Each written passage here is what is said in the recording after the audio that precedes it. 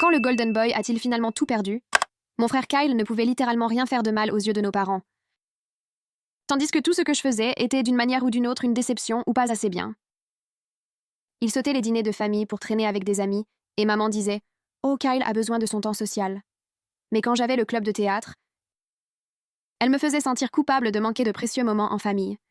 Kyle a été pris en train de tricher à 3 examens différents au lycée, et papa a appelé le directeur pour expliquer que ce n'était que du stress parce qu'il était si talentueux et débordé.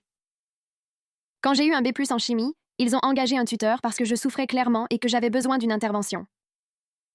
Les doubles standards étaient fous. Kyle a détruit sa voiture en conduisant en état d'ébriété à 19 ans. Nos parents ont couvert l'affaire et lui ont acheté un nouveau pick-up parce qu'il avait appris sa leçon et avait besoin d'un transport fiable. Quand j'ai accidentellement égratigné la porte du garage, ils m'ont fait payer les réparations avec mon argent de travail à temps partiel parce que la responsabilité forge le caractère. Kyle a abandonné l'université après 2 semestres et ils ont dit qu'il était en train de se trouver et d'explorer ses options.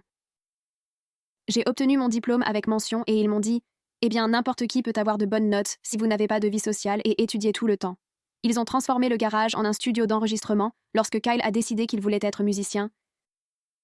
Mais il n'a jamais vraiment pratiqué ni écrit de chansons. Lorsque j'ai demandé de l'aide pour mes prêts étudiants, ils m'ont dit « Nous devons être intelligents avec l'argent et tu dois apprendre à être indépendante. » Kyle volait de l'argent dans le sac à main de maman. Et quand elle s'en rendait compte, elle se persuadait qu'elle l'avait dépensé et l'avait oublié.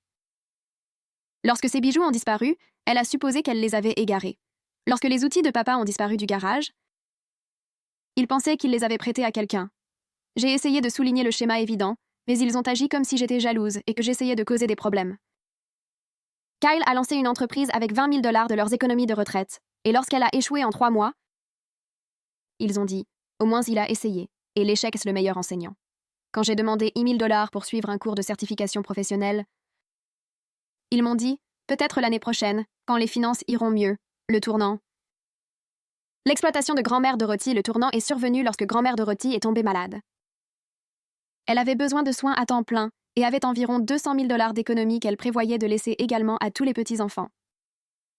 Kyle est soudainement devenu le petit-fils dévoué, lui rendant visite tous les jours et proposant de gérer ses finances puisque tout le monde était trop occupé. Mes parents l'ont félicité d'avoir pris les choses en main et d'être si mature et attentionné. En 3 mois, les économies de grand-mère s'épuisaient mystérieusement. Kyle a affirmé que c'était toutes des dépenses médicales et des nécessités ménagères, mais n'avait jamais de reçu. Il lui achetait des produits d'épicerie génériques et empochait le reste, affirmant qu'il avait tout acheté bio. Il l'a convaincue de signer une procuration parce que c'était trop stressant pour elle de gérer les factures. Mes parents ont refusé de remettre quoi que ce soit en question parce que Kyle était un petit-fils si merveilleux, et comment osait-on suggérer le contraire? Grand-mère est décédée 6 mois plus tard. Et lorsque le testament a été lu, il ne restait presque rien. Kyle avait tout pris, sauf environ 10 000 $. L'avocat a mentionné quelques transferts suspects, mais Kyle avait la procuration, donc c'était techniquement légal. Mes parents l'ont encore défendu, disant qu'il avait dû l'utiliser pour les soins de grand-mère et que nous devrions être reconnaissants qu'il ait été là pour elle. C'est à ce moment-là que ma cousine Ella, qui travaillait à la banque, m'a prise à part. Elle n'était pas censée dire quoi que ce soit, mais elle avait vu où l'argent était réellement allé.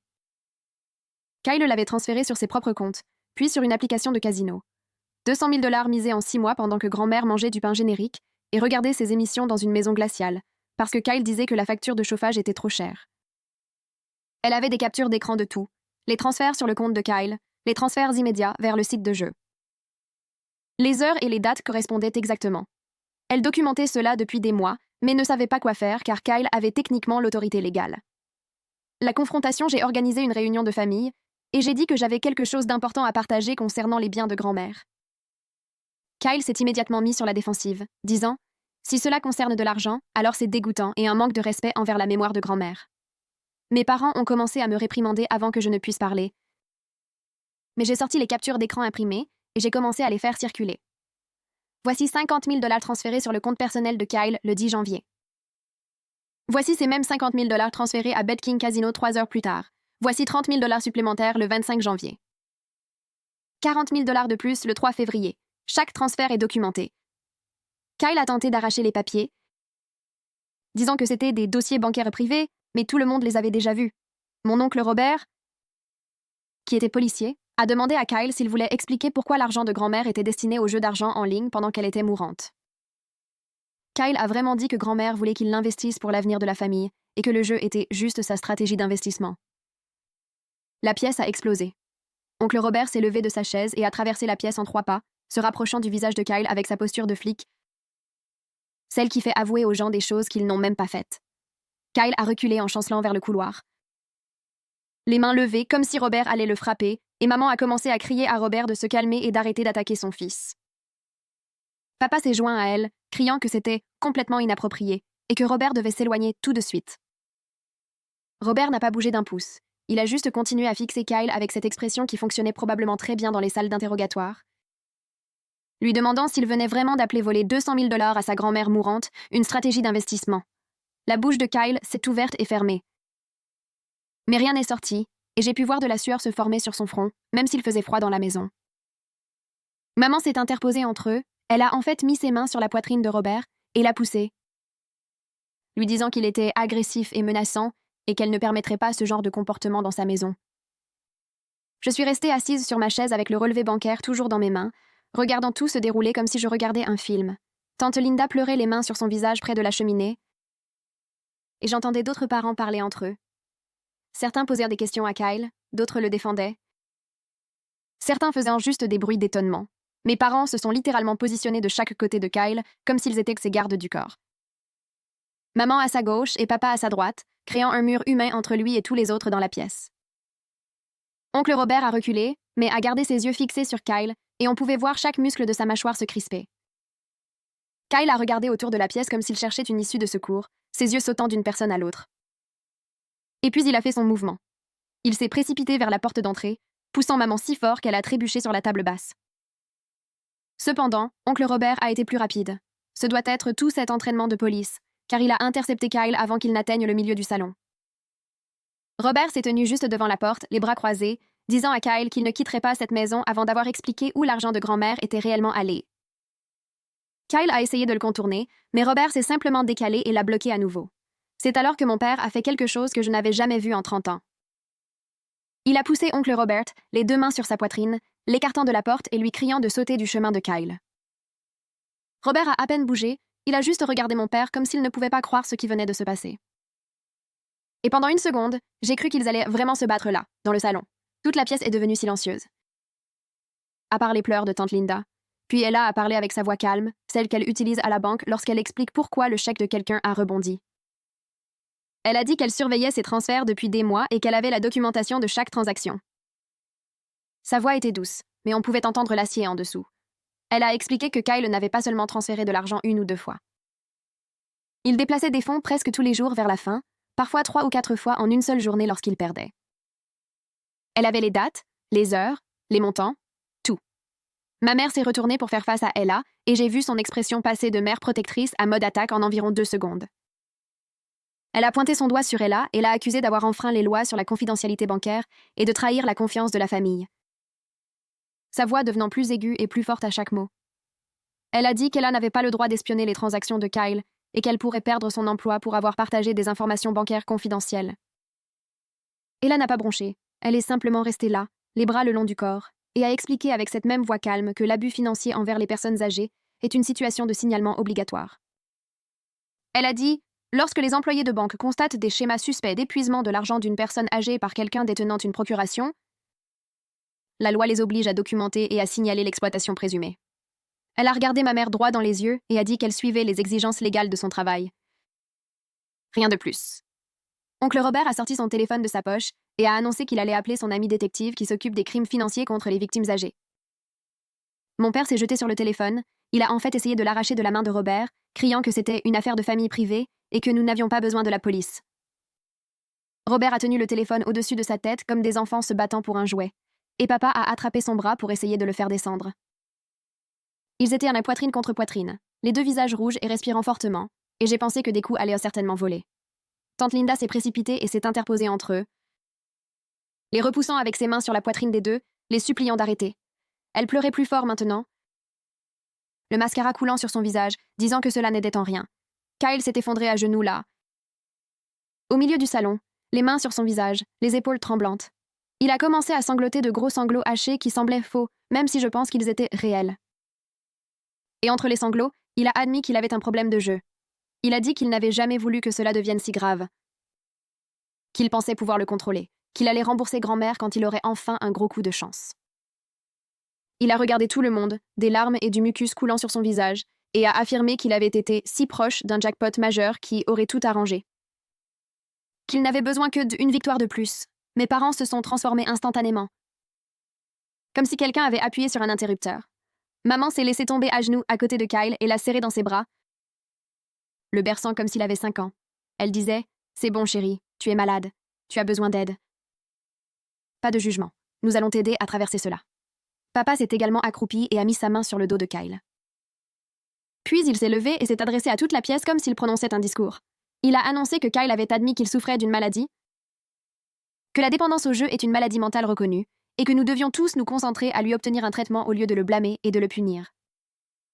Il a dit que quiconque aimait vraiment Kyle le soutiendrait pendant sa convalescence au lieu de l'attaquer alors qu'il était au plus bas. Je me suis finalement levée de ma chaise, le relevé bancaire toujours serré dans ma main. J'ai regardé tous ses parents, certains hochant la tête à mon père, d'autres ayant l'air mal à l'aise, d'autres pleurant encore. J'ai demandé si quelqu'un se souvenait que grand-mère vivait dans une maison froide, mangeant de la nourriture bon marché pendant que Kyle misait les économies de sa vie. Je l'ai dit très lentement et clairement pour que tout le monde puisse entendre. Plusieurs parents ont hoché la tête, y compris oncle Robert et Ella, et une de mes cousines a dit quelque chose sur le fait que grand-mère s'était plainte d'avoir froid l'hiver dernier. Mais mes parents ont agi comme si je venais de dire la chose la plus cruelle et la plus insensible imaginable. Maman m'a regardée avec une expression de pur dégoût et a dit que j'étais peu compréhensive des luttes de Kyle en matière de santé mentale. Papa a dit que je choisissais de juger et de punir au lieu de faire preuve de compassion pour quelqu'un souffrant d'une maladie. Oncle Robert a quand même passé l'appel. Tournant le dos à mon père et se dirigeant vers la cuisine avec le téléphone collé à son oreille. Je pouvais l'entendre parler à quelqu'un, expliquant la situation avec sa voix de flic, tout en professionnalisme et en fait. Il a mentionné l'abus de procuration, l'exploitation financière des personnes âgées, les transferts documentés vers des sites de jeux d'argent, 200 000 $ en 6 mois. Il a dit qu'il avait un membre de la famille qui travaillait à la banque avec une documentation complète de chaque transaction. Mon père l'a suivi jusqu'à la porte de la cuisine, protestant toujours, disant que Robert faisait une terrible erreur et que cela détruirait la famille. Maman est restée au sol avec Kyle, le serrant dans ses bras pendant qu'il pleurait sur son épaule, et je suis juste restée là avec ses relevés bancaires dans ma main, me demandant comment nous en étions arrivés à ce point où montrer des preuves de vol était en quelque sorte la chose cruelle à faire. La sonnette de la porte d'entrée a retenti et Britney est entrée, portant 2 sacs d'épicerie et disant qu'elle apportait les collations que maman avait demandées. Elle s'est arrêtée dans l'entrée et sa bouche s'est ouverte alors qu'elle assimilait la scène. Kyle était toujours au sol avec maman blottie contre lui, sanglotant sur son épaule. Papa se tenait à côté d'elle, les bras croisés, l'air prêt à se battre avec quiconque s'approcherait. Oncle Robert revenait de la cuisine avec le téléphone toujours à la main. Tante Linda pleurait tranquillement dans le fauteuil de coin. Ella était près de moi, tenant d'autres relevés bancaires. 3 autres parents étaient dispersés, ayant l'air de vouloir disparaître dans les meubles. Britney a lentement déposé les sacs d'épicerie et a demandé ce qui se passait et pourquoi tout le monde pleurait. Kyle a levé la tête et a essayé de dire quelque chose, mais il n'a émis qu'un son d'étouffement et a enfoui son visage à nouveau dans l'épaule de maman. Papa a fait un pas en avant et a dit à Britney que c'était une affaire de famille privée et qu'elle devrait peut-être partir. Je me suis dirigée vers Britney et lui ai dit qu'elle devait voir quelque chose d'important. Je lui ai tendu les relevés bancaires et j'ai commencé à expliquer d'une voix calme et basse que Kyle avait la procuration pour grand-mère et avait transféré 200 000 $ de ses comptes vers des sites de jeux d'argent pendant 6 mois, pendant que grand-mère mourait. Britney a pris les papiers et ses mains ont commencé à trembler en les examinant. Son visage est devenu complètement blanc et elle a demandé si c'était réel. J'ai hoché la tête et lui ai montré les dates et les montants des transferts. 50 000 $ le 10 janvier sur le compte de Kyle, puis à BetKing Casino 3 heures plus tard. 30 000 $ le 25 janvier. 40 000 $ le 3 février. Chaque transfert documenté avec les dates et les heures. Britney a regardé Kyle et lui a demandé si c'était vrai, s'il avait vraiment volé sa grand-mère mourante pour jouer. Kyle a finalement réussi à parler et a dit que ce n'était pas comme ça. Qu'il a un problème de jeu et que c'est une maladie et qu'il n'a pas pu le contrôler. Britney l'a coupé et a demandé depuis combien de temps il lui mentait. Sa voix est devenue plus forte et elle a dit qu'elle lui avait prêté 5 000 $ le mois dernier, qu'il prétendait être pour un investissement commercial. Était-ce aussi de l'argent pour jouer? Kyle n'a pas répondu, et maman est intervenue, disant que ce n'était pas le moment d'attaquer Kyle alors qu'il souffrait clairement et avait besoin de soutien. Papa s'est déplacé à côté de maman et a dit que tous ceux qui aimaient vraiment Kyle devraient se concentrer sur les solutions et lui obtenir de l'aide au lieu de le blâmer et de le punir. Maman a regardé Britney et a dit que si elle se souciait le moins du monde de Kyle, elle devrait le soutenir pendant sa convalescence de cette terrible maladie. Oncle Robert est retourné dans le salon et a annoncé que la détective Sarah Moore venait prendre des déclarations et examiner toutes les preuves. Il a dit que même si la procuration compliquait les poursuites, le schéma documenté des transferts vers des sites de jeux d'argent pendant la maladie finale de grand-mère créait un dossier solide d'exploitation financière des personnes âgées. Le visage de papa est devenu rouge et il a pointé la porte et a dit à Robert de sortir de sa maison tout de suite. Il a dit que Robert n'avait aucun droit d'amener la police dans une affaire de famille privée. Robert n'a pas bougé et a dit que grand-mère était sa sœur et qu'il n'allait pas permettre que sa mort et le vol de ses économies soient balayés sous le tapis pour protéger Kyle. Papa a fait un pas vers Robert, les poings serrés. Tante Linda s'est levée et s'est placée entre eux. Le salon s'est divisé juste au milieu, comme si quelqu'un avait tracé une ligne sur le sol. Oncle Robert est resté près de la porte de la cuisine. Tante Linda s'est déplacée pour se tenir à côté de lui. Ella a marché de leur côté, tenant toujours les relevés bancaires. Britney a regardé Kyle une dernière fois, puis a traversé la pièce pour se tenir avec Ella. J'étais déjà de ce côté de la pièce. Nous sommes tous restés là à regarder mes parents, qui s'étaient littéralement positionnés devant Kyle comme des gardes du corps. Quelques autres parents se sont regardés nerveusement et sont restés à leur siège, ne sachant pas où se tenir ni quoi faire. Ma cousine de l'Ohio s'est dirigée vers la porte comme si elle planifiait une voie d'évacuation. Maman a gardé ses bras autour de Kyle et nous a tous regardés comme si nous attaquions son fils. Papa se tenait les épaules en arrière et la mâchoire serrée. Cela signifiait qu'il avait fini d'écouter qui que ce soit. La sonnette a retenti et tout le monde s'est figé. Papa a dit que personne n'ouvrirait cette porte. Oncle Robert a dit que c'était probablement la détective Moore et que refuser de la laisser entrer n'aiderait pas la situation de Kyle. Papa s'est dirigé vers la porte d'entrée et s'est tenu devant elle, les bras croisés. La sonnette a retenti à nouveau. Une voix de femme a appelé à travers la porte, disant qu'elle était la détective Moore et qu'elle était là pour prendre des déclarations sur une affaire d'exploitation financière. Papa a crié à travers la porte que c'était une résidence privée et qu'elle avait besoin d'un mandat. La détective Moore a répondu calmement qu'elle pouvait prendre des déclarations au poste de police s'il préférait et que rendre cela difficile n'aiderait pas son fils. Elle a dit qu'elle avait la documentation de transfert suspect depuis les comptes d'une femme âgée et qu'elle enquêtait sur l'exploitation possible d'un adulte vulnérable. Papa est resté là pendant encore 1 minute, puis a finalement ouvert la porte, mais a bloqué l'entrée avec son corps. Il a dit qu'il ne la laissait entrer que parce qu'il insistait pour être présent à toute conversation avec Kyle. La détective Moore a hoché la tête et a dit que c'était bien, et elle est entrée. Elle avait environ 40 ans, avec des cheveux bruns courts, et portait des vêtements normaux avec un badge épinglé à sa ceinture. Elle a regardé autour de la pièce, assimilant les personnes en pleurs et la nette division de la famille en 2 groupes. Elle s'est présentée et a demandé où elle pouvait s'installer pour examiner la documentation. Papa a montré la table à manger et a dit qu'elle pouvait l'utiliser, mais qu'il resterait là tout le temps. La détective Moore a accepté et s'est dirigée vers la salle à manger. Elle a sorti un bloc-notes et son téléphone. Elle a demandé à Ella de commencer par la guider à travers la documentation bancaire. Ella s'est assise en face d'elle et a disposé tous les relevés bancaires dans l'ordre. Elle a expliqué la chronologie des transferts à partir de janvier. 50 000 $ transférés du compte de grand-mère au compte personnel de Kyle le 10 janvier. C'est même 50 000 $ transférés à BetKing Casino 3 heures plus tard. 30 000 $ supplémentaires le 25 janvier. 40 000 $ le 3 février. 25 000 $ le 18 février. Elle a examiné chaque transaction avec les dates et les montants. La détective Moore a pris des notes et a photographié chaque document avec son téléphone. Elle a demandé à Ella d'expliquer la corrélation entre les dates de transfert et les rendez-vous médicaux de grand-mère. Ella a sorti un calendrier qu'elle avait fait, montrant que Kyle transférait de l'argent les mêmes jours où il était censé emmener grand-mère chez le médecin ou chercher ses médicaments. La détective Moore a également photographié le calendrier. Elle a posé des questions sur les conditions de vie de grand-mère pendant cette période.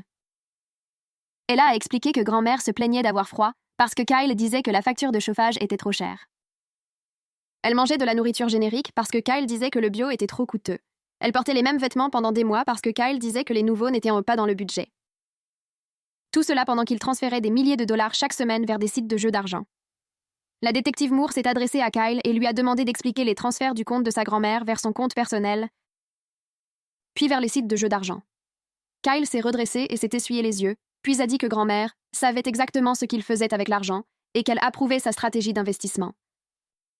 Il a affirmé qu'elle comprenait qu'il essayait d'augmenter ses économies afin qu'il y en ait plus pour tout le monde lorsqu'elle décéderait. La détective Moore a demandé s'il avait une documentation écrite de l'approbation de sa grand-mère pour ses transferts, et Kyle a secoué la tête et a dit que c'était tous des accords verbaux entre lui et grand-mère lors de leur conversation privée. Il a dit qu'elle lui faisait entièrement confiance et qu'il n'avait pas besoin de tout avoir par écrit parce qu'ils avaient une relation spéciale. Mon père a hoché la tête comme si cela avait un sens parfait, et maman a serré l'épaule de Kyle en signe de soutien. Je ne pouvais plus rester silencieuse et j'ai interrompu pour souligner que grand-mère souffrait de démence précoce pendant les 6 derniers mois, ce qui était documenté dans tous ses dossiers médicaux du neurologue. La détective Moore m'a regardée et m'a demandé si j'avais des copies de ces dossiers médicaux, et j'ai dit que je pouvais les obtenir au cabinet du médecin. Oncle Robert est intervenu et a ajouté que c'était exactement pourquoi Kyle avait insisté pour obtenir la procuration, affirmant qu'il voulait protéger grand-mère de la confusion et des erreurs avec ses finances. Il a dit que Kyle avait dit à toute la famille que grand-mère devenait oublieuse et avait besoin de quelqu'un de responsable pour gérer ses factures et sa banque. Le visage de Kyle est devenu rouge, et il a dit que ce n'était pas juste, qu'il avait obtenu la procuration parce que grand-mère lui avait demandé de l'aider parce qu'elle était stressée de tout gérer. La détective Moore a pris des notes et a demandé directement à Kyle s'il avait transféré environ 200 000 $ des comptes de sa grand-mère vers des sites de jeux d'argent en ligne entre janvier et juin. Kyle a regardé mon père, qui sortait déjà son téléphone. Kyle a dit qu'il voulait consulter un avocat avant de répondre à d'autres questions et qu'il ne se sentait pas à l'aise de continuer cette conversation sans représentation légale. Mes parents ont immédiatement commencé à appeler leur ami avocat, qui s'occupe des clôtures immobilières, et maman disait qu'ils avaient besoin qu'ils viennent tout de suite, car Kyle était interrogé sans la représentation légale appropriée. La détective Moore a dit calmement que Kyle avait tout à fait le droit de parler à un avocat et qu'elle respectait cette décision. Elle a expliqué que la preuve documentée parle d'elle-même, que Kyle fournisse ou non des déclarations supplémentaires. Et que les dossiers bancaires et l'historique des transactions créent une chronologie claire de l'exploitation financière. Papa a continué d'essayer de joindre l'avocat tandis que maman planait au-dessus de Kyle, lui disant de ne pas dire un mot de plus, jusqu'à ce qu'ils aient la représentation appropriée. La détective Moore a ramassé ses notes et ses photos et a dit qu'elle avait suffisamment de documentation pour poursuivre son enquête. Elle m'a tendu sa carte et m'a dit de la contacter si j'obtenais les dossiers médicaux de grand-mère ou toute autre documentation pertinente. Oncle Robert l'a accompagnée jusqu'à la porte et l'a remercié d'être venu si rapidement. Après son départ, mes parents ont commencé à crier après moi et oncle Robert pour avoir amené la police dans une affaire de famille privée et avoir fait passer Kyle pour un criminel. Le cas civil est là. Semaine suivante a été un désordre d'appels téléphoniques et de réunions secrètes alors qu'oncle Robert se coordonnait avec d'autres parents qui voulaient des réponses sur ce qui s'était passé avec l'argent de grand-mère. Il a appelé tout le monde dans la famille individuellement et a demandé ce que Kyle leur avait dit au sujet des dépenses et des soins de santé de grand-mère. Nous avons découvert que Kyle avait raconté des histoires complètement différentes à différents membres de la famille sur où l'argent était allé, et aucun des chiffres ne correspondait du tout. Il a dit à une tante que grand-mère avait besoin d'un médicament spécial qui coûtait 3 000 $ par mois. Il a dit à un autre oncle que la maison de grand-mère avait besoin de réparations majeures, y compris un nouveau toit et des travaux de fondation. Il a dit à une cousine que grand-mère voulait payer d'avance ses frais funéraires et acheter une parcelle d'enterrement de qualité supérieure. Chaque histoire était différente, et lorsque nous avons additionné tous les montants que Kyle a affirmé avoir dépensés, cela dépassait de loin les 200 000 $ qui avaient réellement disparu. Tante Linda s'est chargée de retrouver les factures médicales réelles et les dépenses ménagères de grand-mère des 6 derniers mois. Elle a appelé tous les cabinets de médecins, pharmacies et prestataires de services que grand-mère utilisait. Elle a obtenu des copies des factures pour les rendez-vous chez le médecin, les ordonnances, les aides à domicile, les services publics et l'épicerie. Elle a dressé une feuille de calcul avec chaque dépense documentée et vérifiée. Le total s'élevait peut-être à 30 000 $ pour tout, ce qui signifiait que Kyle avait misé au moins 170 000 $ qui n'avaient absolument rien à voir avec les soins de grand-mère. Lorsque tante Linda m'a montré la feuille de calcul, je me suis sentie malade de voir le peu que Kyle avait réellement dépensé pour grand-mère par rapport à ce qu'il avait volé. Ella est allée voir son directeur de banque et a expliqué toute la situation, demandant la permission de fournir des déclarations officielles sur les schémas de transactions suspectes qu'elle avait observés. Le directeur de banque a examiné la documentation d'Ella et a admis qu'ils auraient dû signaler l'activité plus tôt. Mais la documentation de la procuration semblait légitime, de sorte que le système ne l'avait pas signalée comme exploitation potentielle. Il a accepté de laisser Ella fournir des déclarations officielles et a dit que la banque coopérerait avec toute enquête. Ella a été soulagée de pouvoir parler ouvertement maintenant, sans se soucier d'enfreindre les règles de confidentialité. J'ai organisé une rencontre avec un avocat civil nommé M. Harrison, qui se spécialisait dans les litiges successoraux et les affaires d'abus de personnes âgées. Son bureau était dans un immeuble du centre-ville et sentait les vieux livres et le café. Monsieur Wood Harrison avait environ 60 ans, avec des cheveux gris et des lunettes de lecture qu'il remontait constamment sur son nez.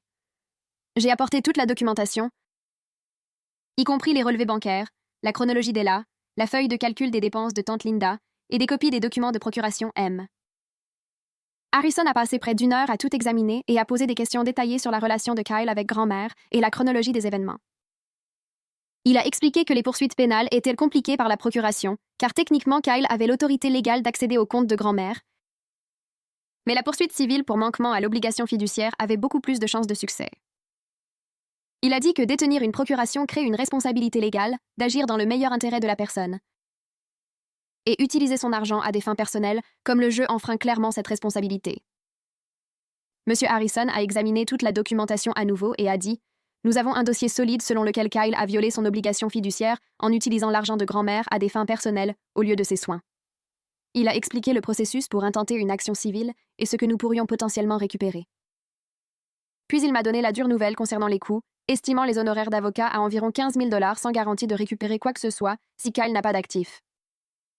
Il a dit « Même si nous gagnons le procès et obtenons un jugement, recouvrer de l'argent auprès de quelqu'un qui est fauché et a des dettes de jeu est extrêmement difficile.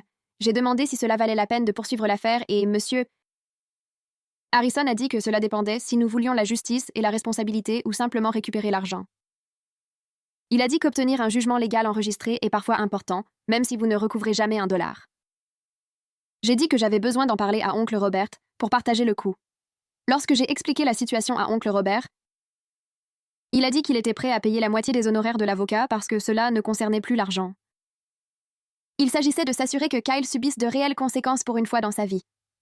Nous savions tous les deux que mes parents ne contribueraient à rien à un procès contre leur Golden Boy.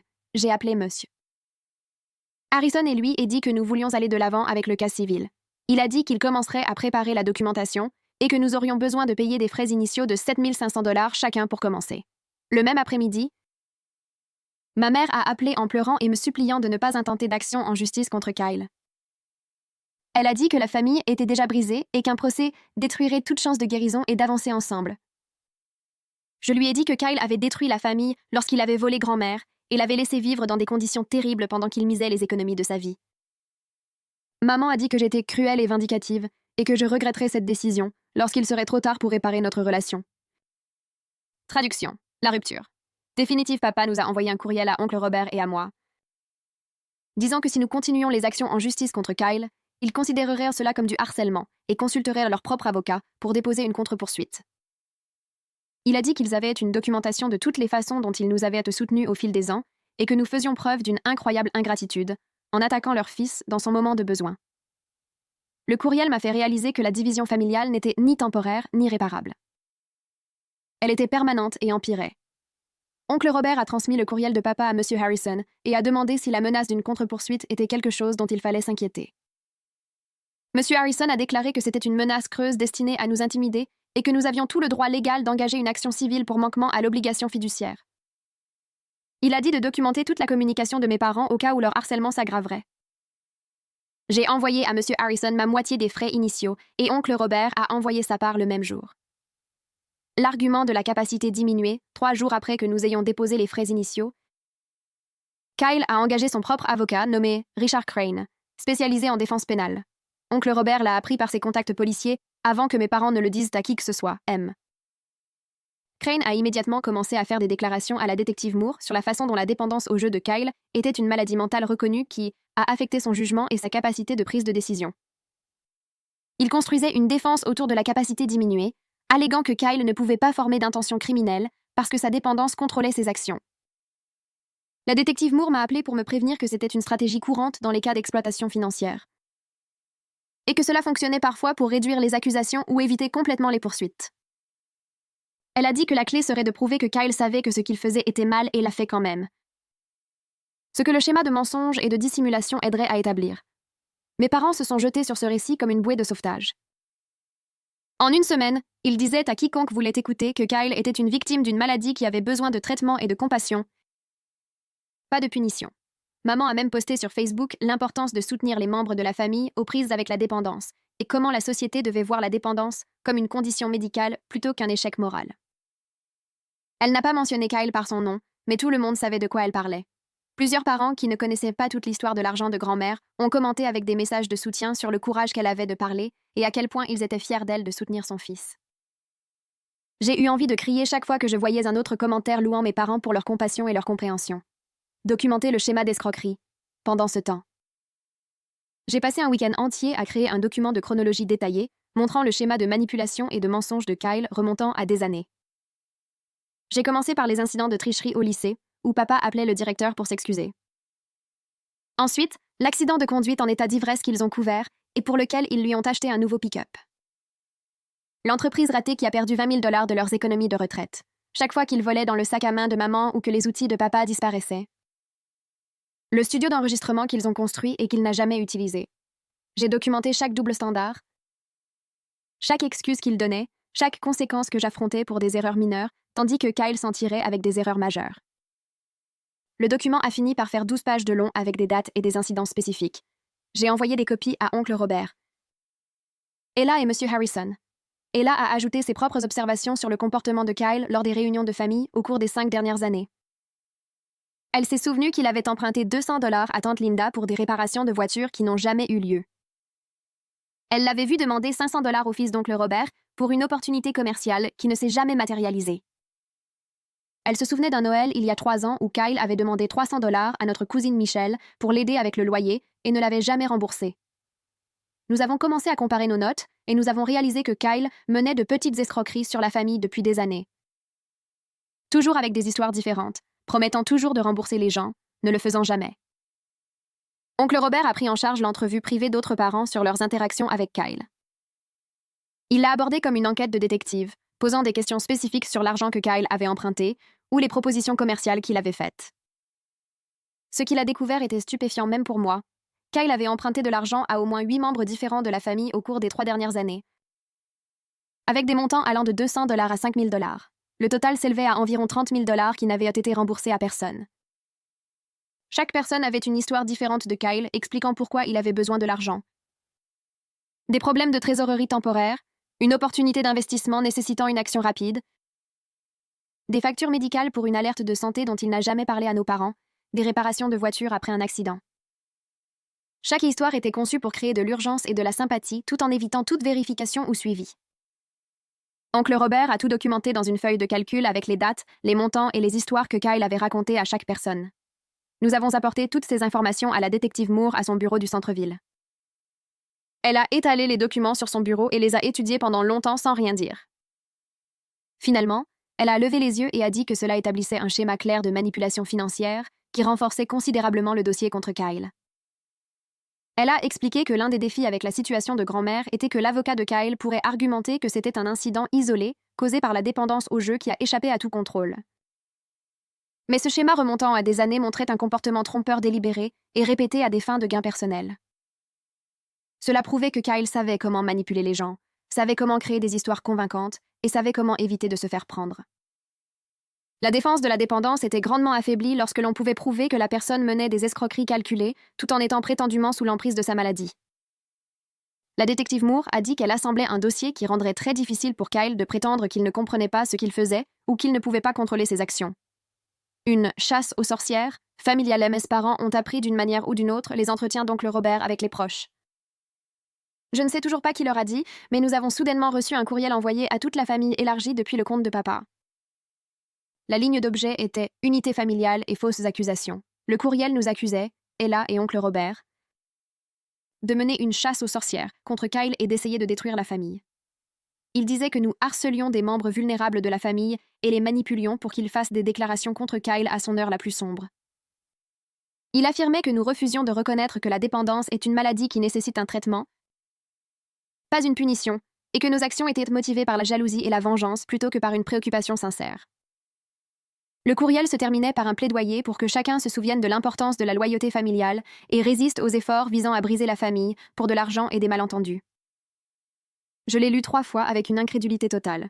Il se positionnait réellement comme les victimes et Kyle comme le persécuté. Plusieurs parents ont répondu, tous avec des messages de soutien à mes parents et disant qu'ils prieraient pour la guérison de la famille. Quelques autres m'ont répondu en privé, disant qu'ils nous soutenaient et qu'ils connaissaient la vérité sur ce que Kyle avait fait. La famille se divisait en camps clairs et la scission s'aggravait chaque jour. Traitement de la dépendance et poursuite civile, 3 semaines après la confrontation initiale lors de la réunion de famille. Ma mère a envoyé un autre courriel de groupe annonçant que Kyle s'était volontairement inscrit à un programme de traitement de la dépendance au jeu de 30 jours dans un centre à 2 heures de là. Elle a présenté cela comme la preuve que Kyle assumait la responsabilité et obtenait l'aide dont il avait besoin. Le courriel suggérait fortement que maintenant que Kyle était en traitement, les actions en justice devaient être abandonnées afin qu'il puisse se concentrer sur le rétablissement sans le stress des poursuites en cours. Elle a inclus un lien vers un article sur la façon dont le soutien familial est crucial pour le rétablissement de la dépendance et comment les approches punitives conduisent souvent à une rechute. J'ai transmis le courriel à monsieur Harrison et lui et demandé si le fait que Kyle suive un traitement changeait quoi que ce soit à notre affaire civile. Il m'a rappelé dans l'heure et m'a expliqué que s'inscrire à un traitement n'efface pas la responsabilité civile pour manquement à l'obligation fiduciaire. Il a dit que c'était quelque chose que l'avocat de Kyle pourrait soulever pour obtenir de la sympathie, mais que cela n'avait aucune incidence juridique sur la question de savoir si Kyle devait une restitution pour l'argent qu'il avait volé. Monsieur Harrison a dit qu'il était prêt à déposer la plainte et que nous ne devions plus attendre. Nous avions donné à Kyle et à mes parents beaucoup de temps pour régler cela volontairement. Et ils avaient choisi de nous attaquer à la place. Il a déposé la plainte cette même semaine, cherchant à récupérer les fonds volés, plus les intérêts et les frais d'avocat, pour un total d'environ 230 000 $. La poursuite nommait Kyle comme défendeur et détaillait le manquement à l'obligation fiduciaire, les transferts vers des sites de jeux d'argent et le préjudice financier à la succession de grand-mère et aux bénéficiaires prévus. L'avocat de Kyle, Richard Crane, a répondu par une requête 2 semaines plus tard, alléguant que Kyle n'avait aucun actif à recouvrer et que poursuivre la plainte ne ferait que l'empêcher de se concentrer sur son rétablissement de la dépendance. La requête comprenait des états financiers montrant que Kyle était complètement en faillite, avec des dettes importantes qui lui étaient propres. Elle soutenait que la plainte était punitive plutôt que réparatrice et qu'elle causerait un préjudice psychologique qui pourrait déclencher une rechute. La requête demandait que l'affaire soit rejetée ou, au minimum, suspendue jusqu'à ce que Kyle termine son traitement et ait le temps d'établir un rétablissement stable. Hypocrisie financière et découverte ce qui s'est passé ensuite m'a fait bouillir le sang. Mes parents ont annoncé qu'ils paieraient les frais d'avocat de Kyle pour lutter contre la plainte. C'étaient les mêmes parents qui disaient qu'ils ne pouvaient pas aider avec mes prêts étudiants parce qu'ils devaient être intelligents avec l'argent. Les mêmes parents qui disaient « peut-être l'année prochaine, quand j'ai demandé 1 000 $ pour une certification professionnelle ». Soudain, ils avaient de l'argent disponible pour payer un avocat de la défense pénale pour aider Kyle à éviter les conséquences d'avoir volé 200 000 $ à grand-mère. L'hypocrisie était si extrême que je n'arrivais même pas à la traiter au début. Harrison a dit que c'était en fait une information utile car cela montrait que mes parents avaient des ressources qu'ils prétendaient ne pas avoir. Cela démontrait également leur schéma continu de permettre le comportement de Kyle en le protégeant des conséquences. Il a dit que nous répondrions à la requête et poursuivrions l'affaire malgré leur soutien financier à la défense de Kyle. Le processus de découverte a commencé 2 semaines après cela. M. Harrison envoyant des demandes formelles des dossiers financiers de Kyle, de son historique d'emploi, des relevés bancaires des 3 dernières années et de la documentation de tout actif qu'il possédait. L'avocat de Kyle, Richard Crane, a répondu par des boîtes de papier désorganisées que nous avons dû parcourir page par page. J'ai passé 3 après-midi au bureau de M. Harrison à examiner les relevés bancaires et les factures de carte de crédit de Kyle, soulignant chaque transfert et retrait d'espèces. Nous avons trouvé des reçus de restaurants que je savais que Kyle n'avait pas les moyens de payer avec son salaire de centre d'appel, des paiements à des sites de jeux d'argent en ligne sous différents noms et des avances de fonds de plusieurs cartes de crédit qui n'ont jamais été remboursées. Harrison a programmé la déposition de Kyle pour dans 6 semaines et a demandé qu'il apporte la documentation de son emploi actuel, de sa situation de vie et de tout argent qu'il aurait reçu de membres de la famille au cours de la dernière année. Le transfert à Britney, c'est à ce moment-là que nous avons trouvé le transfert au compte de Britney. Il est apparu sur un relevé bancaire datant de 3 mois avant la mort de grand-mère. 40 000 $ transférés de l'un des comptes de Kyle vers un compte au nom de Britney avec une ligne de notes indiquant « Paiement pour services de conseil aux entreprises ». J'ai appelé Britney immédiatement et lui ai demandé si elle savait quelque chose sur 40 000 $ que Kyle lui avait donné l'année dernière. Elle est restée silencieuse pendant un long moment avant de demander de quoi je parlais, et j'ai expliqué ce que nous avions trouvé dans les documents de découverte. Britney a dit que Kyle lui avait dit que cela provenait des bénéfices de son entreprise et qu'il devait garer l'argent sur son compte temporairement pour des raisons fiscales. Elle pensait que c'était un revenu commercial légitime et elle avait déjà dépensé environ 15 000 $ pour une réparation de voiture et pour aider sa mère avec des factures médicales. Je lui ai dit que l'argent provenait des comptes de grand-mère, et elle a commencé à pleurer au téléphone, disant qu'elle n'en avait aucune idée et qu'elle rendrait chaque centime restant. Harrison a dit que Britney n'était pas légalement responsable, car elle avait reçu l'argent de bonne foi sans connaissance de son origine. Mais sa volonté de le rendre montrait que Kyle avait menti à tout le monde sur la destination de l'argent de grand-mère. Britney a transféré les 25 000 $ restants en 2 jours et a fourni une déclaration écrite expliquant comment Kyle l'avait trompé sur la source des fonds. Harcèlement par SMS 3 jours après cette conversation. Mon téléphone a commencé à exploser de messages textes de Kyle. Le premier disait qu'il était désolé pour tout et savait qu'il avait terriblement tort et qu'il voulait juste une chance d'arranger les choses. Le deuxième message, 20 minutes plus tard, disait que je détruisais sa vie et rendait impossible pour lui de se concentrer sur le rétablissement. Le troisième message disait « Si tu te souciais vraiment de la famille, tu retirerais la plainte et lui donnerais de l'espace pour guérir. » Au cours de la semaine suivante, j'ai reçu peut-être 30 messages alternant entre des excuses et me blâmer d'avoir brisé la famille. Kyle disait que j'étais vindicative et cruelle, que je choisissais l'argent plutôt que mon propre frère, que maman pleurait tous les jours à cause de ce que je lui faisais. Il disait que la plainte l'empêchait d'avancer dans sa vie et que je le regretterais s'il faisait une rechute et que ce serait ma faute. Je n'ai répondu à aucun des messages, mais j'ai pris des captures d'écran de chacun et les ai sauvegardés à 3 endroits différents. Monsieur Harrison a dit que c'était la preuve parfaite des tactiques de manipulation continue de Kyle et de son manque de remords sincère pour avoir volé grand-mère. Il a dit que le schéma d'alternance entre excuses et blâme était un comportement manipulateur classique et serait utile si nous finissions devant un juge. Les messages ont continué pendant une autre semaine avant de finalement s'arrêter. L'avertissement final puis, maman m'a appelé un mardi soir et je pouvais l'entendre pleurer avant même qu'elle ne dise bonjour. Elle m'a supplié de retirer la plainte parce que cela la tuait de voir la famille s'effondrer de cette façon. Elle a dit que Kyle avait appris sa leçon et qu'il recevait de l'aide et que poursuivre l'action en justice n'était que de la vengeance. Pas de la justice. Je l'ai laissé parler pendant peut-être 5 minutes avant de l'interrompre et de lui poser une question directe. J'ai dit que Kyle avait volé 200 000 $ à sa belle-mère mourante et avait laissé grand-mère vivre dans des conditions terribles pendant qu'il misait l'argent. Alors, pensait-elle que cela méritait des conséquences ou qu'il devait simplement recevoir une thérapie et passer à autre chose dans sa vie? Maman est restée silencieuse pendant un moment avant d'admettre que ce que Kyle avait fait était mal. Mais ensuite, elle a dit qu'il était malade et que le punir ne ramènerait pas grand-mère ni ne récupérerait l'argent. Elle a dit que je choisissais l'argent plutôt que la famille et que je regretterais d'avoir détruit ces relations quand il serait trop tard pour les réparer. J'ai réalisé à ce moment-là, pendant cette conversation, que ma mère ne tiendrait jamais vraiment Kyle responsable de ce qu'il avait fait. Maintenir une relation avec mes parents signifiait accepter leur version de la réalité, où Kyle était une victime d'une maladie plutôt que quelqu'un qui a pris des décisions délibérées pour voler une femme mourante. J'ai dit à maman que j'avais besoin d'espace pour réfléchir au type de relation que nous pourrions avoir à l'avenir. Et elle a commencé à pleurer plus fort, disant que j'abandonnais la famille tout comme j'avais abandonné Kyle. J'ai mis fin à l'appel et je suis restée assise dans ma voiture pendant 20 minutes, essayant d'assimiler ce qui venait de se passer. 2 jours plus tard, j'ai reçu un courriel formel de papa avec la ligne d'objet « Décision familiale et conséquences ». Il a écrit que si je continuais la plainte contre Kyle, il considérerait que j'avais choisi de m'exclure de la famille. Le courriel énumérait toutes les façons dont il m'avait soutenue au fil des ans. L'aide pour les frais de scolarité pour ma première année d'université, avant que j'obtienne des bourses. La voiture qu'ils avaient co-signée quand j'avais 22 ans, les fois où ils m'avaient laissé rester avec eux entre les appartements.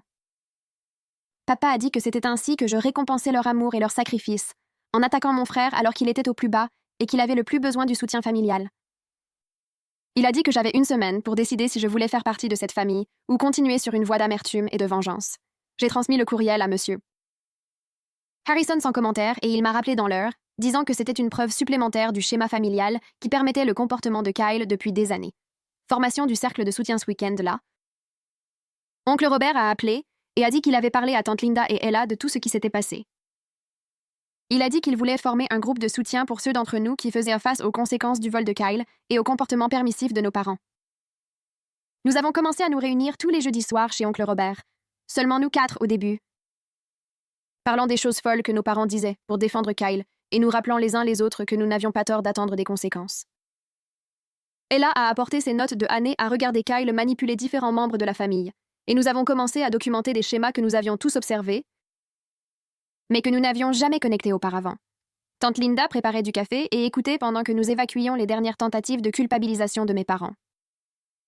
Oncle Robert partageait des histoires sur des cas sur lesquels il avait travaillé, où les membres de la famille permettaient un comportement destructeur jusqu'à ce qu'il soit trop tard et à quel point il était important de maintenir des limites, même lorsque cela semblait cruel.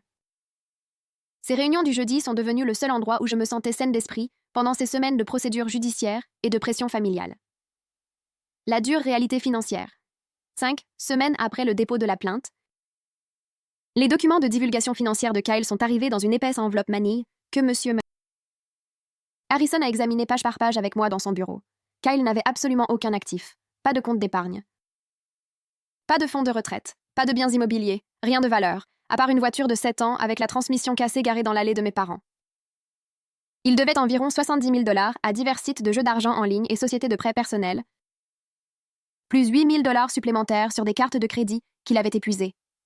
Son historique d'emploi montrait qu'il travaillait à temps partiel dans un centre d'appel depuis les 4 derniers mois, gagnant le salaire minimum, en moyenne peut-être 20 heures par semaine. Avant cela, il était au chômage depuis 6 mois, vivant chez nos parents et cherchant prétendument du travail. La divulgation énumérait chaque dette, chaque plan de remboursement manqué, chaque compte envoyé au recouvrement. Harrison a étalé les papiers sur son bureau et a expliqué que même gagner le procès ne signifierait pas que nous récupérerions réellement de l'argent. Nous pourrions obtenir un jugement contre Kyle qui le suivrait pendant des années, peut-être des décennies, selon les lois de l'État, et nous pourrions saisir son salaire s'il obtenait un jour un véritable emploi. Mais la réalité était que recouvrer auprès de quelqu'un ayant une valeur nette négative était fondamentalement impossible. Il m'a montré les calculs, comment la saisie de salaire prend généralement peut-être 10 à 15% du chèque de paie de quelqu'un après impôts et autres déductions obligatoires, et comment le travail à temps partiel au salaire minimum de Kyle rapporterait peut-être 32 ou 40 $ par mois au maximum. À ce rythme, il faudrait plus de 400 ans pour récupérer les 200 000 $. Harrison a dit que nous pouvions poursuivre le jugement quand même, parce que cela établirait légalement ce que Kyle avait fait et créerait des conséquences qui affecteraient son crédit et son avenir financier. Mais je devais comprendre que la récupération réelle de l'argent n'allait pas se produire de sitôt. Je suis restée assise dans ce bureau, regardant la divulgation financière de Kyle, et j'ai dû décider si cela avait un sens de continuer la plainte. L'objectif principal avait été de tenir Kyle responsable et de récupérer au moins une partie de l'argent de grand-mère pour la famille. Mais s'il n'y avait rien à récupérer, alors quel était l'intérêt de dépenser plus d'argent en frais d'avocat? J'ai appelé oncle Robert depuis ma voiture sur le parking et je lui ai expliqué la situation, lui lisant certains des chiffres de la divulgation. Il est resté silencieux pendant 1 minute, puis a dit que cela ne concernait plus vraiment l'argent. Il s'agissait de s'assurer que Kyle fasse face à des conséquences juridiques pour ce qu'il avait fait au lieu de s'en tirer simplement avec une thérapie et de la sympathie. Comme toujours. Elle a dit la même chose lorsque je lui ai parlé ce soir-là, que si nous retirions la plainte maintenant, Kyle apprendrait une fois de plus qu'il pouvait faire des choses terribles et ne pas faire face à de réelles conséquences. Nous nous sommes réunis chez oncle Robert le jeudi suivant et avons discuté de toutes les options. Nous 3 assis autour de sa table de cuisine avec du café et les documents de divulgation financière étalés entre nous. Traduction. Une décision et une demi-excuse oncle Robert a dit que dans ses années en tant que policier, il avait vu trop de cas où les membres de la famille laissèrent les choses se tasser parce que rechercher la justice semblait trop difficile ou trop coûteux. Puis la personne continuait à faire pire parce qu'elle savait qu'elle s'en sortirait. Et là a souligné que nous avions déjà dépensé l'argent pour les frais initiaux et déposé la plainte. Donc nous arrêter maintenant signifierait que Kyle gagnerait simplement en étant fauché et pathétique. J'ai réalisé qu'ils avaient tous deux raison, que cela avait cessé d'être un recouvrement d'argent à un moment donné, et que c'était devenu une question d'établir que les actions ont des conséquences même au sein des familles. Une demi-excuse maman m'a appelé 2 jours plus tard et a dit qu'elle avait quelque chose d'important à me dire. Qu'elle avait travaillé avec son thérapeute et avait eu ce qu'elle a décrit comme une prise de conscience. Sa voix était différente, moins défensive et plus fatiguée, comme si elle avait pleuré récemment. Elle a dit qu'elle commençait à reconnaître à quel point son favoritisme envers Kyle nous avait fait du mal à tous les deux au fil des ans. Comment elle m'avait soumise à des normes impossibles, tout en laissant Kyle s'en tirer avec tout, parce qu'elle avait peur de perdre son amour. Elle s'est excusée pour tous les doubles standards. Pour la façon dont elle a minimisé mes réalisations, tout en célébrant les échecs de Kyle comme des expériences d'apprentissage. Pour m'avoir fait payer pour le garage éraflé tout en achetant un nouveau pick-up à Kyle, après sa conduite en état d'ivresse. Elle a passé en revue des exemples spécifiques de notre enfance et adolescence, reconnaissant des choses que j'avais signalées des dizaines de fois, mais qu'elle avait toujours niées ou minimisées. L'excuse semblait sincère d'une manière que je ne lui avais jamais entendue. comme si elle voyait réellement le schéma au lieu de simplement se défendre. Elle a pleuré en parlant de la façon dont elle avait permis le comportement de Kyle pendant si longtemps, qu'elle avait contribué à créer la personne qui pouvait voler sa grand-mère mourante, et à quel point elle devait assumer sa part de responsabilité. Mais ensuite, elle a dit qu'elle espérait que maintenant qu'elle reconnaissait tout cela, je considérerais de retirer la plainte et de permettre à la famille d'aller de l'avant ensemble. Elle a dit qu'elle comprenait pourquoi j'étais en colère et blessée, et qu'elle acceptait d'avoir causé une grande partie de cette douleur, mais que continuer les actions en justice contre Kyle ne ferait que créer plus de mal et empêcherait toute guérison de se produire. Elle voulait que nous nous concentrions sur le fait de redevenir une famille, de soutenir le rétablissement de Kyle, tout en construisant une dynamique plus saine où nous nous sentirions tous les deux valorisés et aimés. L'excuse qui avait semblé si sincère est soudainement devenue incomplète. Comme si elle reconnaissait les erreurs passées, mais n'acceptait pas que les conséquences actuelles soient appropriées. Elle admettait qu'elle s'était trompée pendant des années, mais voulait quand même que je protège Kyle des résultats de ses décisions, ce qui était exactement le même schéma qui avait créé toute cette situation. J'ai dit à maman que j'appréciais qu'elle reconnaisse le favoritisme et les doubles standards, que cela signifiait quelque chose de l'entendre admettre réellement ces choses à haute voix au lieu de les nier. Mais je lui ai expliqué que j'avais besoin de voir un changement de comportement soutenu au fil du temps. Pas seulement des mots et des promesses lors d'un appel téléphonique. J'ai dit que retirer la plainte maintenant serait répéter le schéma exact de protection de Kyle contre les conséquences qui avaient permis son comportement toute sa vie. Elle a commencé à pleurer plus fort et a dit que j'étais cruelle et impitoyable, qu'elle essayait d'arranger les choses et que je le lui rejetais au visage. Je suis restée calme et j'ai répété que le changement de comportement au fil du temps était ce qui comptait. Pas les excuses avec des conditions attachées. Elle a dit qu'elle ne savait pas comment arranger cela si je ne lui donnais même pas une chance. Et je lui ai dit que permettre à la plainte d'aller de l'avant faisait partie du fait de donner à chacun l'occasion de construire quelque chose de plus sain. Nous avons terminé l'appel sans rien résoudre, et je me suis sentie épuisée et triste, mais aussi certaine d'avoir pris la bonne décision. La célébration et la médiation 6 semaines après la confrontation initiale, Kyle a terminé son programme de traitement du jeu de 30 jours dans un établissement que mes parents avaient trouvé et payé. Ils lui ont organisé un dîner de célébration pour avoir pris le contrôle de son rétablissement, invitant toute la famille élargie pour reconnaître son accomplissement et soutenir son parcours. L'invitation est arrivée par un message texte de groupe de mamans avec des détails sur le restaurant et l'heure, disant à quel point ils étaient fiers de Kyle d'avoir fait le travail acharné d'affronter sa dépendance. Je n'ai pas répondu au message texte de groupe, mais maman m'a appelé directement 2 jours avant le dîner pour me demander si j'y allais, disant que cela signifierait beaucoup pour Kyle d'avoir son frère là pour le soutenir. Je lui ai dit que je n'allais pas célébrer le fait que Kyle ait terminé un traitement de base qu'il aurait dû suivre il y a des années. D'autant plus qu'il n'était en traitement que parce qu'il avait été surpris en train de voler 200 000 $. Elle a dit que j'étais mesquine et rancunière au lieu de soutenir la famille, que Kyle faisait de vrais changements et méritait une reconnaissance pour ses efforts. J'ai dit non, merci, et j'ai mis fin à l'appel, et j'ai immédiatement reçu des messages textes de papa, disant que je l'ai laissé tomber à nouveau et que je choisissais l'amertume plutôt que l'unité familiale. La poursuite civile est passée à la médiation environ 1 semaine après le dîner de célébration de Kyle auquel je n'ai pas assisté. Monsieur Harrison m'a appelé le matin de la médiation pour revoir à quoi m'attendre, expliquant que l'avocat de Kyle avait indiqué qu'il voulait proposer un règlement plutôt que d'aller en justice. La médiation a eu lieu dans une salle de conférence, dans un bureau d'avocat du centre-ville avec Monsieur Harrison et moi d'un côté d'une longue table, et l'avocat de Kyle de l'autre côté. Kyle n'était même pas là. Ce que son avocat a expliqué être la norme pour les séances de médiation, car avoir les parties dans la même pièce rendait souvent les négociations difficiles. La proposition de règlement était simple. Kyle signerait des documents admettant qu'il a manqué à son devoir fiduciaire envers grand-mère et détourné ses fonds pour usage personnel. Il accepterait un plan de paiement de 200 $ par mois pendant 10 ans, et les paiements iraient à un compte qui serait distribué aux héritiers prévus de grand-mère. Il s'engagerait également à poursuivre le traitement de la dépendance au jeu avec des preuves fournies tous les 3 mois et, s'il manquait les paiements ou arrêtait le traitement, le solde restant total deviendrait immédiatement exigible. L'avocat de Kyle a présenté cela comme une résolution raisonnable qui reconnaissait l'inconduite tout en étant réaliste quant à la capacité de payer de Kyle, et a souligné qu'aller en justice coûterait plus d'argent à tout le monde avec des résultats probablement pires.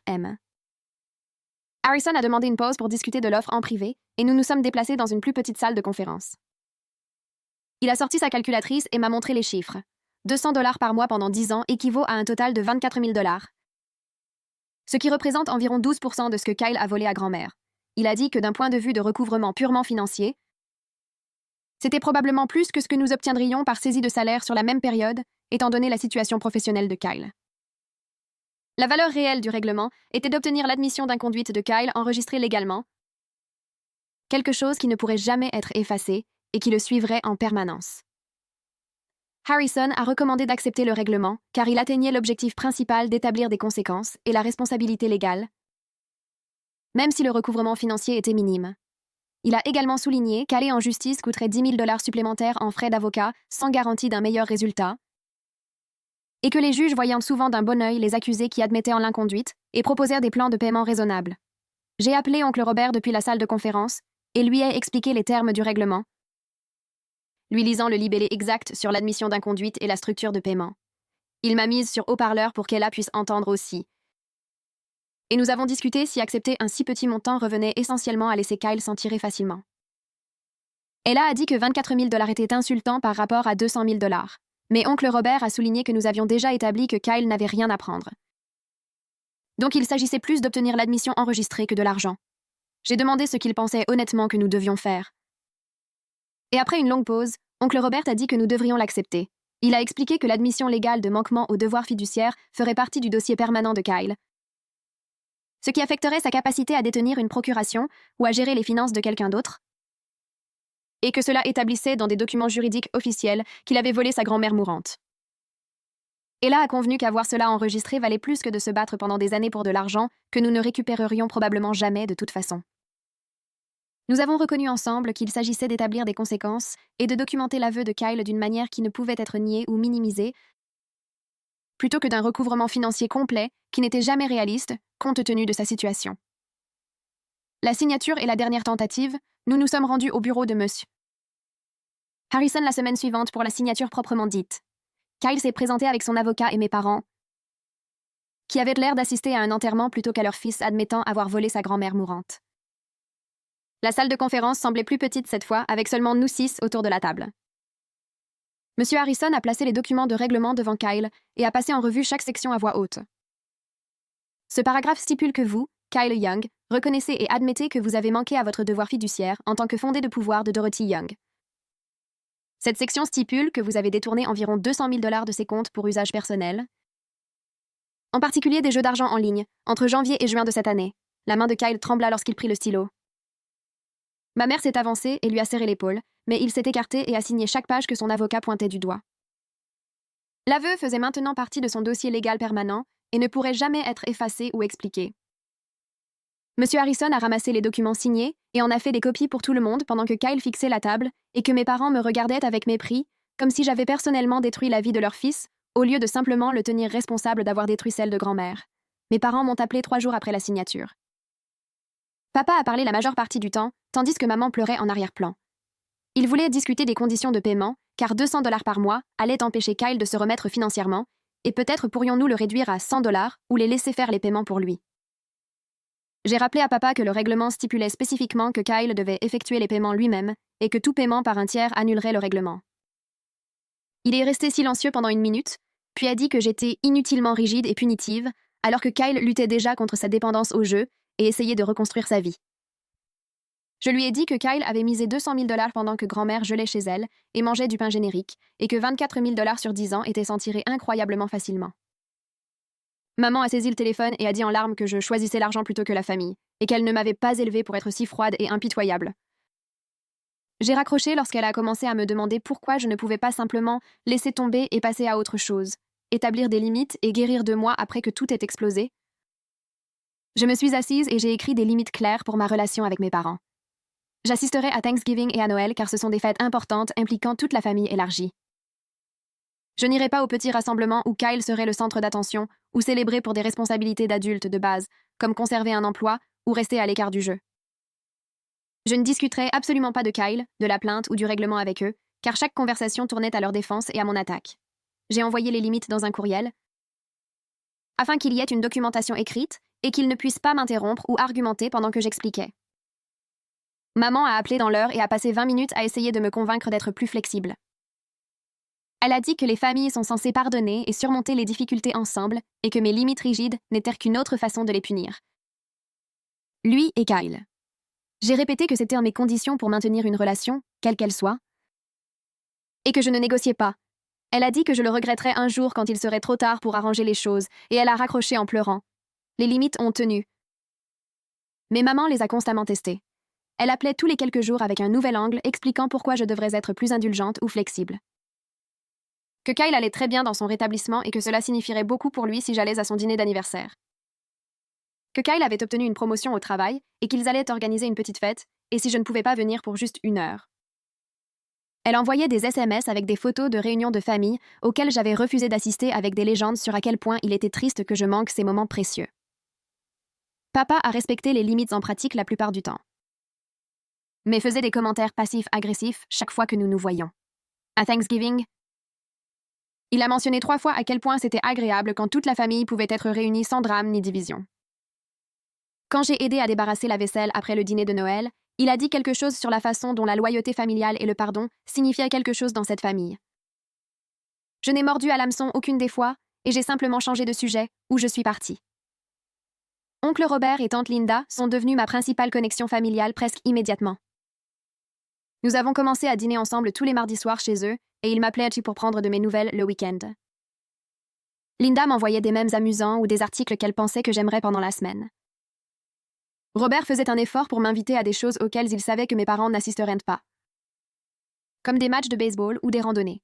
Ils ont également établi des limites avec mes parents sur les sujets concernant Kyle et ont refusé de s'engager lorsque maman ou papa essayèrent de se plaindre de ma rigidité ou de les convaincre de me faire entendre raison. Linda m'a raconté que maman l'avait appelé en pleurant un soir et lui avait demandé d'expliquer que les familles doivent rester unies quoi qu'il arrive. Linda a dit qu'elle avait dit à maman que rester unie ne signifie pas protéger les gens des conséquences et que peut-être s'ils avaient tenu Kyle responsable il y a des années, grand-mère aurait toujours ses économies. Apparemment, maman lui a également raccroché au nez. Les autres parents qui avaient soutenu la responsabilisation lors de la réunion de famille ont également gardé un contact plus étroit avec moi. Et nous avons formé cette coalition officieuse de personnes qui refusèrent de faire semblant que tout allait bien. Ella et moi sommes devenus beaucoup plus proches à travers tout ce qui s'est passé. Nous avons commencé à dîner 1 fois par mois dans ce restaurant thaïlandais à mi-chemin entre nos appartements, et nous passions des heures à parler des schémas familiaux et à nous soutenir mutuellement pour maintenir les limites. Elle m'a raconté qu'elle avait grandi en voyant Kyle s'en tirer avec tout et en se sentant folle parce que personne d'autre ne semblait le remarquer ou s'en soucier. Je lui ai parlé des années de double standard et du sentiment que rien de ce que je faisais n'était assez bien. Nous avons réalisé que nos parents nous avaient manipulés toutes les deux pendant des décennies pour nous faire croire que nous étions le problème. Elle a commencé à sortir avec un homme nommé Daniel qui travaillait dans son immeuble et me l'a présenté avant de le dire à mes parents, ce qui a semblé vraiment significatif. Elle a dit qu'elle voulait que les gens en qui elle avait confiance le rencontrent en premier, plutôt que de laisser mes parents se faire des opinions et créer du drame. Nous avons emmené Daniel à l'endroit thaïlandais, et il était vraiment agréable et semblait bon pour elle. Quand Ella a finalement parlé de Daniel à mes parents 1 mois plus tard, maman a immédiatement demandé quand ils allèrent se fiancer et si Ella avait pensé au type de mariage qu'elle voulait. Ella l'a rapidement arrêté et a dit qu'ils sortaient ensemble depuis 8 semaines et que maman devait se calmer. Le deuil d'une fantaisie, 3 mois après la confrontation initiale, j'ai commencé à voir un thérapeute pour travailler sur les sentiments compliqués concernant ma famille. J'avais porté tellement de colère, de douleur et de confusion sur la raison pour laquelle mes parents avaient choisi Kyle plutôt que la vérité et la responsabilité. Mon thérapeute m'a aidé à comprendre que j'étais en deuil non seulement de la situation de grand-mère, mais de la fantaisie d'avoir des parents qui choisiraient ce qui est juste plutôt que ce qui est confortable. Elle a souligné que j'attendais toujours qu'ils se réveillent soudainement et reconnaissent à quel point ils avaient mal servi leurs 2 enfants en permettant à Kyle et en me soumettant à des normes impossibles. Nous avons travaillé à accepter mes parents tels qu'ils sont réellement, au lieu de comment je souhaitais qu'ils soient. Elle a dit que je pouvais les aimer tout en acceptant que notre relation ne serait jamais ce que j'avais espéré et que les 2 choses pouvaient être vraies en même temps. Cela a aidé d'avoir quelqu'un qui validait que mes sentiments étaient raisonnables et qu'établir des limites n'était pas cruel ou punitif, mais en fait sain et nécessaire. Monsieur Harrison m'a envoyé la confirmation que Kyle avait effectué son premier paiement à temps. $200 déposés sur le compte que nous avions créé pour suivre le règlement. Le deuxième paiement est également arrivé à temps, exactement 30 jours plus tard. Je n'avais aucune idée si Kyle travaillait réellement sur sa dépendance au jeu ou s'il suivait simplement les étapes pour satisfaire les termes du règlement.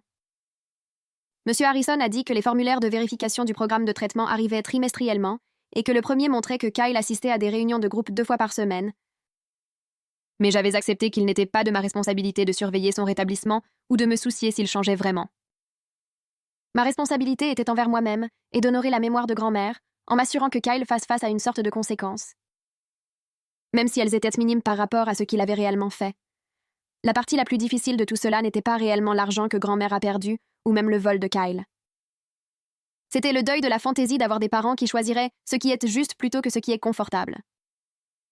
J'avais passé toute ma vie à essayer de gagner leur approbation et leur reconnaissance en étant responsable, performante et en faisant tout correctement. Et Kyle a passé toute sa vie à obtenir leur soutien inconditionnel et leur protection, peu importe ce qu'ils faisaient de mal. Lorsque le moment est venu qui aurait finalement dû leur faire voir le schéma, ils ont redoublé de protection envers lui. Cette prise de conscience a fait plus mal que n'importe quelle somme d'argent volée, car cela signifiait accepter que rien de ce que je pourrais faire ne changerait jamais la façon dont ils nous voyaient. J'apprenais à les accepter tels qu'ils sont au lieu d'espérer qu'ils se transformeraient soudainement en les parents dont j'avais besoin qu'ils soient. Oncle Robert m'a invité à prendre un café un samedi matin environ une semaine après l'arrivée du deuxième paiement de Kyle. Nous nous sommes assis sur sa véranda arrière et il m'a dit que grand-mère serait fière de la façon dont j'avais défendu ce qui était juste, même lorsque c'était difficile et solitaire. Il a dit que grand-mère avait eu ses propres difficultés avec des membres de la famille qui profitaient de sa gentillesse au fil des ans. Sa sœur lui empruntait constamment de l'argent et ne le remboursait jamais. Son frère l'a fait co-signer un prêt qu'il n'a pas honoré. Elle a passé des décennies à être le paillasson de la famille parce qu'elle pensait qu'être gentille et pardonner était la même chose qu'être bonne. Robert a dit que vers la fin de sa vie, grand-mère lui avait dit qu'elle aurait aimé avoir plus de courage plus tôt et affronter les gens qui l'utilisaient. Il a dit que les gens qu'elle respectait le plus étaient ceux qui faisaient ce qui était juste, même si cela leur coûtait quelque chose. Robert m'a serré l'épaule et a dit que j'avais le courage que grand-mère aurait souhaité développer plus tôt et qu'elle serait reconnaissante que quelqu'un ait finalement tenu Kyle responsable, même si cela a fracturé la famille. Construire un nouveau modèle. 4 mois après la confrontation, j'ai commencé à organiser Thanksgiving dans mon appartement avec oncle Robert, tante Linda, Ella et quelques autres parents qui avaient défendu ce qui était juste. Nous avons commandé de la pizza au lieu de cuisiner de la dinde parce que personne ne voulait passer des heures dans la cuisine à faire semblant que tout était normal. Ella a amené son nouveau petit ami et elle semblait vraiment détendue pour la première fois depuis des mois. Oncle Robert a raconté des histoires sur grand-mère qui nous ont fait rire au lieu de pleurer. Nous avons joué à des jeux de société et personne n'a mentionné Kyle, ni mes parents, ni le règlement. Au début, c'était étrange de célébrer une fête sans toute la famille. Mais c'était aussi une sorte de libération parce que nous n'avions pas à marcher sur des œufs ni à ignorer des problèmes évidents. Nous avons décidé d'en faire une habitude, de nous réunir une fois par mois pour dîner ou prendre un café, construisant quelque chose de nouveau au lieu d'essayer de réparer quelque chose de cassé. Mes parents ont envoyé un message texte de groupe à Noël, demandant si je reconsidérerais de passer les vacances avec eux. Et j'ai répondu que je passerais pour 1 heure l'après-midi de Noël, mais que je ne resterais pas dîner. Ils ont en fait respecté cette limite, ce qui m'a surprise. Maman a envoyé un message texte séparé disant qu'elle comprenait que j'avais besoin d'espace et qu'elle travaillait sur elle-même en thérapie. Papa n'a pas dit grand-chose, mais il a arrêté d'envoyer des messages passifs-agressifs sur la loyauté familiale. Kyle a effectué son 4e paiement à temps selon les notifications du compte de règlement. Je n'avais aucune idée s'il restait vraiment à l'écart du jeu ou s'il apprenait simplement à mieux le cacher. Monsieur Harrison envoyait des courriels de confirmation chaque mois, montrant les dépôts, et je les archivais sans grande émotion. Toute la situation m'a appris que la justice dans les familles ne ressemble pas à la justice dans les films. Personne n'est allé en prison. Kyle n'a pas eu de grands moments de remords sincères. Mes parents n'ont pas réalisé soudainement qu'ils s'étaient trompés pendant des décennies. Ce que j'ai obtenu à la place, c'était $200 par mois, quelques parents qui se souciaient vraiment de faire ce qui était juste, et la certitude que j'avais défendu grand-mère, même lorsque cela m'a coûté la fantaisie d'avoir des parents normaux. Cela devait être suffisant parce que c'était tout ce que j'allais obtenir.